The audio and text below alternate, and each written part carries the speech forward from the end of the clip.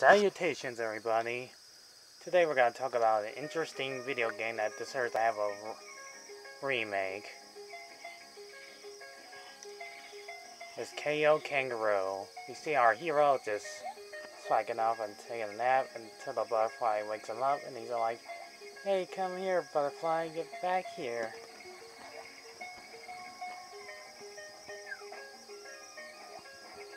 There, but suddenly, when he was playing around with butterfly, Hunter just captures him, and randomly there's a boxing glove there. And we get our title, KO Kangaroo, from the 2000 game by TDS. Let's see.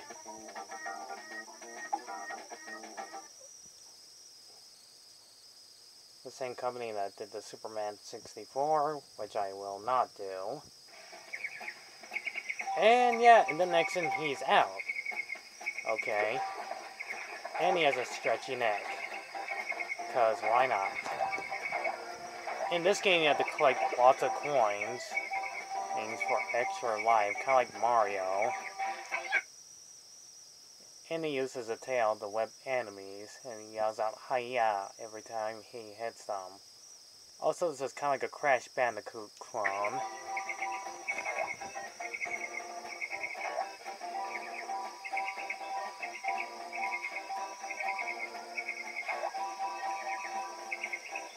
This game is basically on a Dreamcast. So this is the first time I'm talking about a game that's only on a Dreamcast. For those of you who've been living on the rock for the past few centuries, you might not know what a Dreamcast game is. Anyways, you get to a bonus stage and it counts as a level for some odd reason. Then you'll die.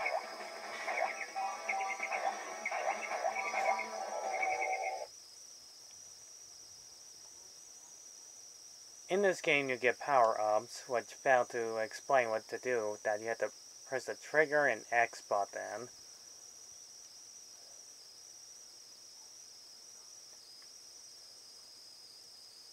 Also, you get a map to know there's like about 36 levels.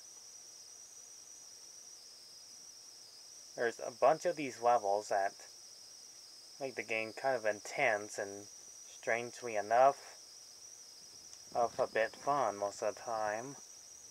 Also, you have to grab the checkpoints and put them there, which I find it odd that whenever KO dies, you have to leave a checkpoint there. I heard Nitro Rad that talked about this game before, and kudos to him that he has the greatest channel on Earth. And you have like these options to turn out the volume and other things. You know, the video game cliche. And save game when you complete a stage, I guess. Also, you get like a hand glide, boating, and snowboarding.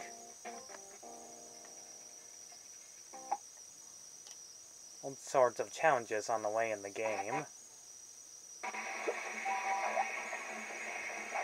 And find up enemies.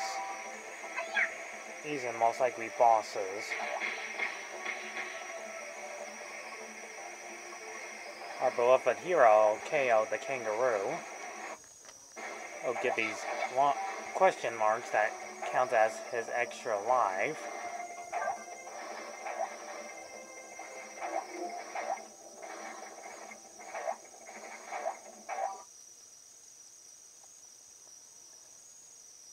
You just go places to places, and to a jungle, to a ice level,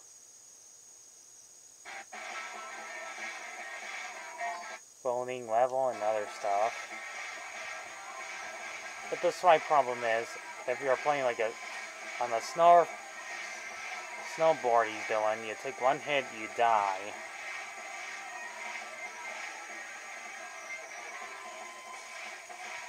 forget to mention this game was also on the Game Boy Advance too, which almost plays exactly different but a bit harder.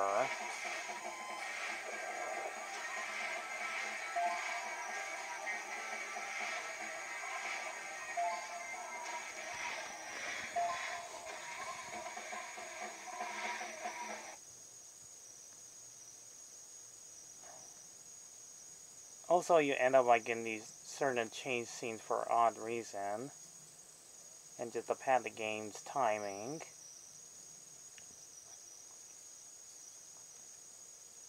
And you go here and there, basic platforming cliche games, things like that, since I love these kinds of platforming games.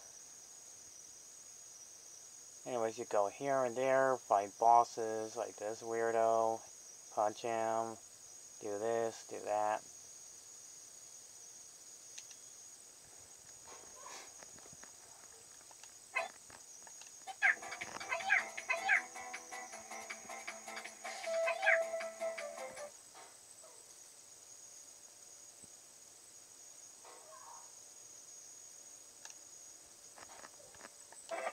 There's not really much else to say about this game.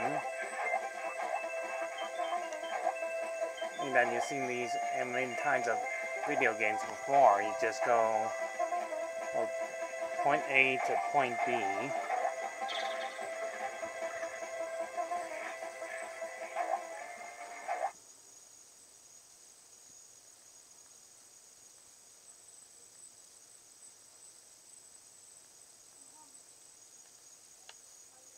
And the levels will become a little bit challenging, a little bit harder with bottomless pits and fighting tougher enemies. But I'll just wrap this up real fast because this will be kind of a really short review.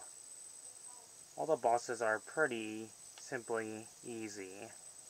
You get to the checkpoints at the end, you get to the final boss, which is basically the animal hunter, who trapped Kale the kangaroo in this first game. And yes, there is a sequel.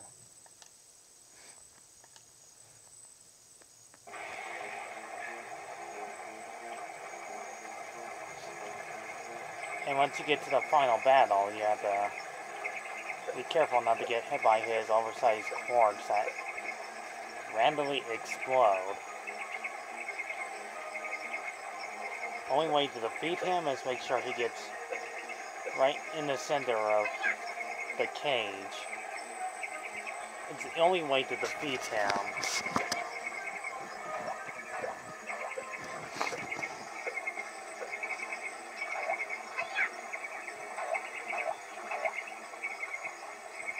Yep, he can just jump around, use his boxing glove, using his tail.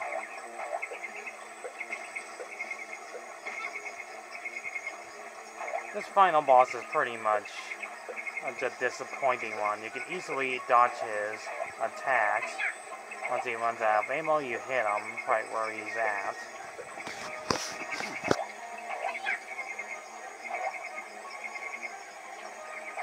He's pretty much the most easiest boss to take down.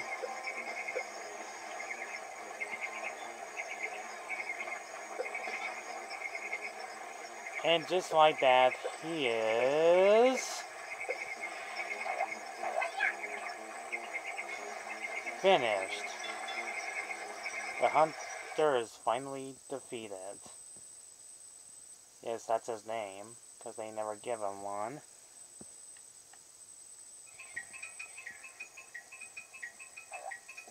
So our hero, KO Kangaroo, defeats him. And all the kangaroos who sent the villain away to his humiliated defeat.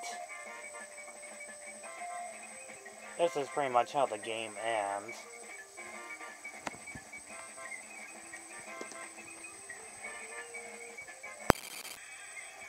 The animal hunter leaves, about to never return to his island ever again.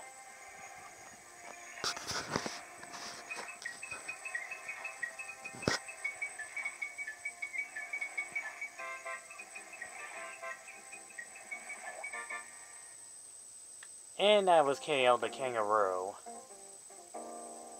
This game is slightly not horrible. Oh, it seems a little bit too easy.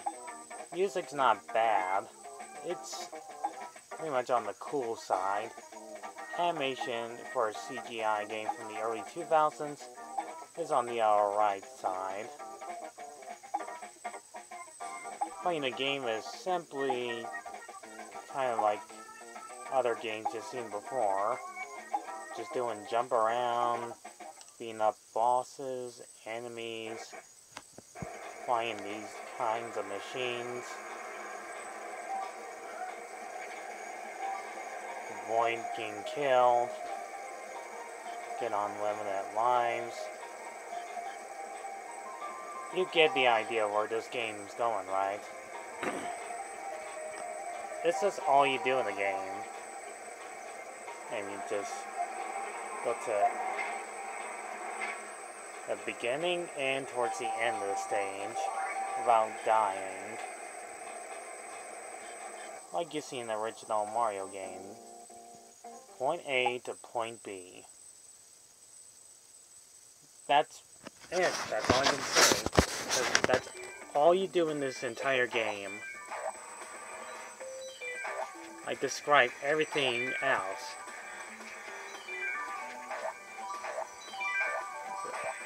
Because this game is an okay side. I did try to play it before on my Dreamcast, but it didn't work.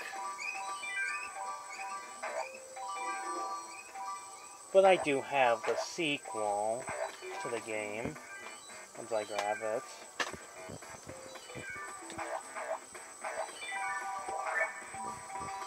Wait for a second.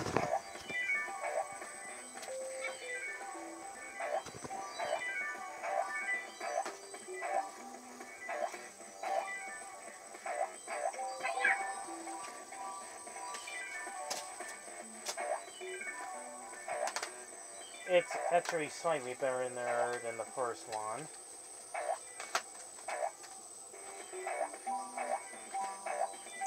I didn't even know it had a sequel until now. But we'll get to that in the next video. So this game overall is alright. Okay. It's not like Crash Bandicoot 2 or, well, kind of like a Crash Bandicoot clone game, but at least it's not a Bubsy 3D game. Oh boy. And no, I am not going to review that one.